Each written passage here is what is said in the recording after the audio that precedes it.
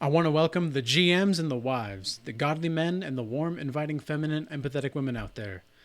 Yes, somebody out there is praying to be with somebody like you, especially if you're a man that has become the epitome of emotional stability, high social status, resources, protections, and provisions.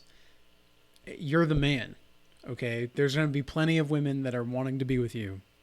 And if you're a woman that is the essence of purity, that is actually capable of being led, you're actually somebody that is willing to submit to the mission of the man. You're somebody that wants to give freedom and peace to the man that you're with.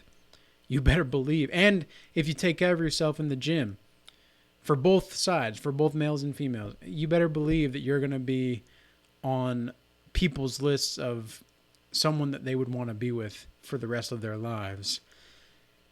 And more so than ever, it's occurred to me that the importance of family is not to be understated, not to be taken for granted, and to really understand the depths of family legacy is to also understand what it really means to be a vessel of the ancestral father or a vessel of the ancestral mother. You don't need to sell anybody your love. I hope you know that. Nobody that wants to know who you are. Because ultimately, a lot of and I'm not a dating coach or a dating whatever. I'm just a guy with a certain perspective that might be able to provide some insight and a wider understanding of the situation. People act better when they know that they're replaceable, especially women. And I think one of the reasons why, and I'm not saying that we should just treat women like they're replaceable all the time, because there are good women out there that, even though, yes, they might be quote unquote replaceable, nobody can really replace a woman who knows herself. A true, authentic woman.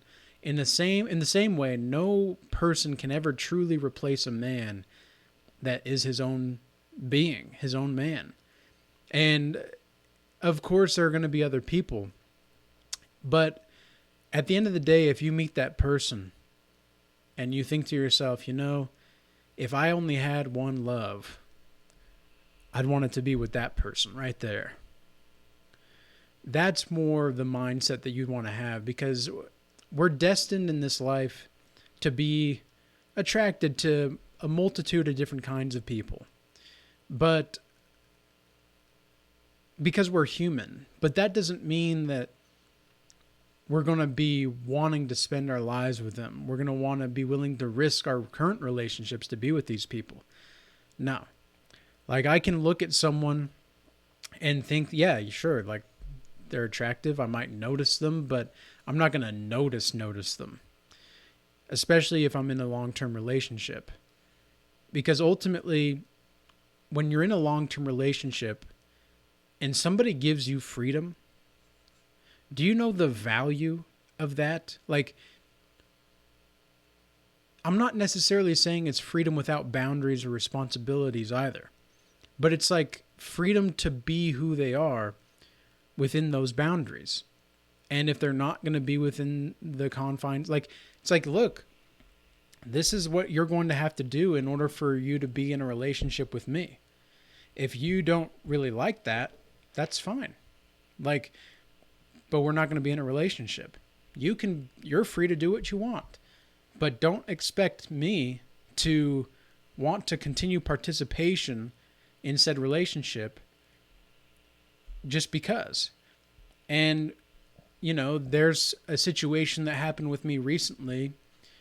I met a very decent woman, probably the most decent woman I've met for quite a while. And there was just some decisions that she's making that I can't really, I'm not going to try to control the situation because it's not in my control. And it's not necessarily something that I want to try to control. And when I was giving her this freedom, to, yeah, I mean, you can do that or you can do this.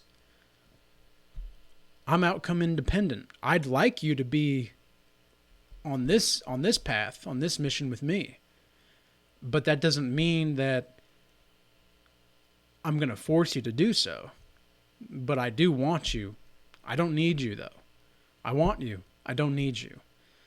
And as a man, you have to have this mindset with women. You want them, but you don't need them. Whereas a woman that understands that she needs a man, that's a woman that's a special woman. And this woman, I think she understood that. I think she understood that she needed a man and that she can be strong and she can be independent because she is and she was. But she was also feminine. She was also in her feminine energy. She was just being herself, her authentic self. But like I said, there are certain decisions that were made where things have to happen and other things don't have to happen. She made her decisions, I made mine, and that's that. And I can definitely say with certainty that this situation gave me hope and understanding for what's to come in godly relationships. That if we truly do stay close to God, if we really do follow the narrow path, there's going to be somebody out there that's bound to be in your life. You're just going to be magnetized to these kinds of people. And as men, as a man that's actually done the work that, or has even just got stuff going for himself, dude, like, it's unbelievable. I've got more women that are, I don't want this to sound like cocky or anything like that, but you kind of do have to have this edge about you as a man, because otherwise they'll just take advantage of you. But I do have this edge where it's just like, yeah, I know who I am. I know what I'm about. This is that. If you're wanting to be about it, that's great. You have the freedom to choose, though. You have the freedom to choose to be here or not to be here. But if you're going to choose here, this is what's going to happen. This is what's going to be the path that's laid out. But you can do what you want. And ultimately, they act better. Like, these women act better. And now I've got a horde of women. And if you're a man out there that's gone through this stuff too, I'm sure you're experiencing something very similar, where you've got hordes of women. You've got women like practically placing a bounty on your heart, because every woman's trying to get your heart, but you're so rare, you don't give it up that easy. You're not just easy for everybody. You're not just accessible to everybody. That these women, they're all just competing against one another for you. And that's really the natural order of life. Women compete against other women for the men, and the men compete against other men for status and resources. So it's all natural. But yeah, I mean, it also goes to show that when you give freedom to people around you, even if it's just a natural interaction, you're not even trying to get anything. You're just giving a piece of love to this person because you're somebody that thinks that everybody should be treated with respect and kindness. And even though you're not going to be Mr. Nice Guy, you're going to be a kind man. You're going to be somebody that is willing to stand on his own 2 feet, stand on his principles, but is not going to waver just because it might please somebody to do so, especially a woman. A woman might say that she wants that, but she doesn't. And I can tell you right now, with this situation that I just had, I was very truthful. I was very truthful in all of the interactions that we had with one another. And to like she was too. She was very truthful through her actions. Because I don't listen to what women say most of the time. I listen to what they do and see what they do. It's not that I'm judging, it's just that I'm observing. And so she had her words matching up with her actions. You know, that's a, and she was transparent. That's a decent woman. And you know, it's just sometimes in life you might meet the right person at the wrong time. And I'm not saying that's exactly what this was, but this is just something that I've learned recently following the situation, is that sometimes you might just feel like you're meeting the right person just at the wrong time. Does that happen? I don't know. It sure feels like it in some ways, but in other ways it doesn't. But again, you know, all of these women that have this bounty on your heart, it's like, yeah, I'd miss me too. I'd want to be, if I was a woman, I'd want to place a bounty on my heart too, because I'd want, this is mine. Because I know what I bring to the table. I know that I can make a woman feel seen, heard, and understood in a way that almost no other man in my community can. Not even just in the community, probably like in the world. And yeah, I'm that confident in just the way that I'm able to present myself. Because when I get to know somebody, I get to know them. And you're probably someone like this as well. You don't just take people for granted. You actually want to see this person. You actually want to know who they are. Because you can't really love somebody without knowing who they are. So many people want to hide behind a facade or a fakeness, and then they'll fall in love instead of having love for one another, because I think it's more important to have love than it is to fall in love. In fact, I think if you fall in love, especially as a man, it's not going to help you in any way, shape, or form. But to have love for people in general, especially women, that's where you can really get the dominoes straight up, so you can completely line them up, and when it's ready to flick and set that thing in motion, man, it just goes in. And it falls into place. It all falls into place. And this is what's so amazing about really working on yourself, is that you really get the sense that everything is just falling into place. Like all of these experiences, all of these lessons, sometimes you're meant to be somebody else's lesson. And sometimes you're going to be the man. And I don't like being this person, by the way, because I've broken hearts. And I don't like that. I really don't. It really makes me uncomfortable to have to tell somebody that's romantically interested in me that I'm not romantically interested in them. Even if I do find them attractive, I just don't see something, I don't have a vision with them long term. It's not fun. It's not a fun experience. And any woman out there that lets you down easy after a rejection probably feels something similar as well. It's probably not fun for women to reject men. The only women that really like to reject men, I've noticed, are like the feminists that just thrive off of control and power. But the true women, like the kind of shy woman in the corner that kind of looks at you, but she's kind of shy. She doesn't really want to say hi because she doesn't want to make a fool of herself, but she also really wants you to come say hi to her. And then when you do go say hi to her, she blushes because then you know that you've got her. But if you get to know her and you're like, it's not really what we thought it was. Well, then that's something that you have to work through, and that's something that you're going to have to go through on your own. But it's just not fun to reject people that actually like you, because, and especially for somebody like myself, I know what it's like to not be seen, to not be heard, to not feel understood.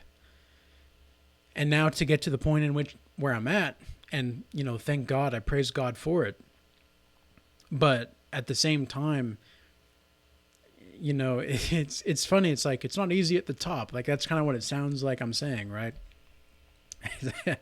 And it isn't. It isn't, because it's slim pickings, and you're kind of like, you get to be picky now. You get to be picky, and you worked so hard to get into this situation. But especially now, if you're an empathetic person with some compassion, you look at the people that are genuinely sad, that you don't want them that way.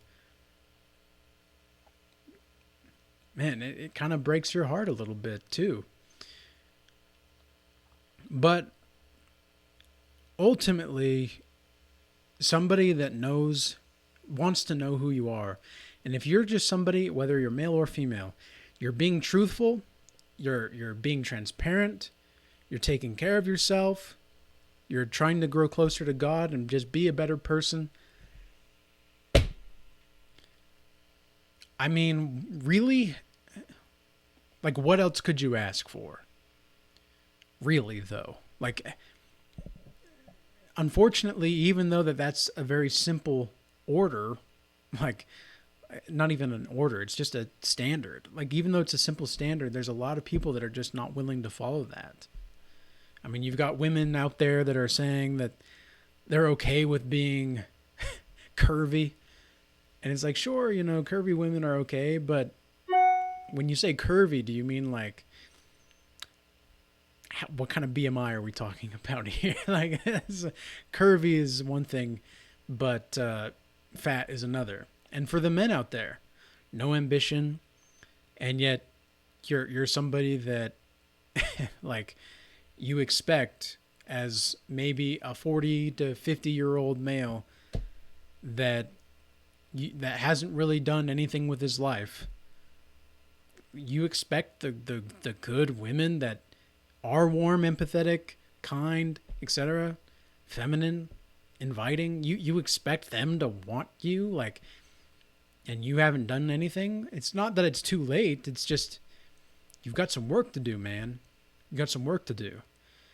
And focusing on what's important in those periods of time, remembering that there's something bigger that you need to have vision on to get you out of bed, to get you to do those things, to make sure that you're staying in alignment with who you really are. Because even though you might feel certain ways for certain people, and it's not to neglect those things,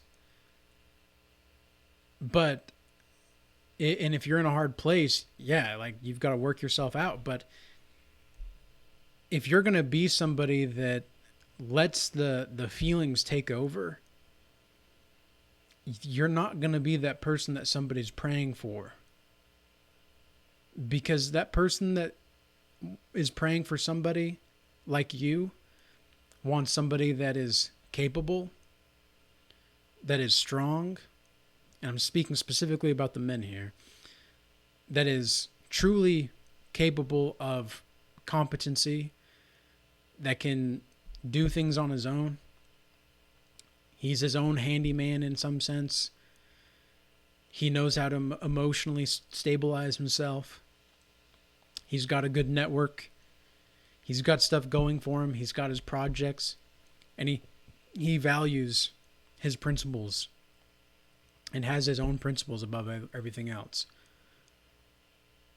Whether that's making sure God's first, whether that's making sure that the people around them are not taking them for granted, making sure that people are not going to get involved with you in a negative way. You stand up to toxic behaviors, etc. That's the kind of person that a woman is going to be praying for. Somebody close to God. Somebody that wants a family. And it's going to be just a mirror image for the women. But ultimately, guys, I hope this message was useful and insightful. And I encourage you to be that person that somebody's praying for, because when you get to that point in which you've built yourself, you've got it. You've got it going on. And they know. The people around you know about it. As challenging as it can be to get there, it is so worth it, because then you really get what you deserve. You really do. So peace be with you. Till next time.